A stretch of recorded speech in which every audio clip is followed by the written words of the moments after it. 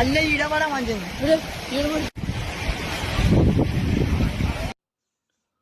చూడండి ఫ్రెండ్స్, రైతుకి ఎద్దులు అంటే చాలా ప్రాణం. రైతు అంటే రాజు అంటారు. రైతు ప్రాణాలు కూడా తెగించి ఎద్దుల కోసం పోతున్నటువంటి మన రైతు బిడ్డ.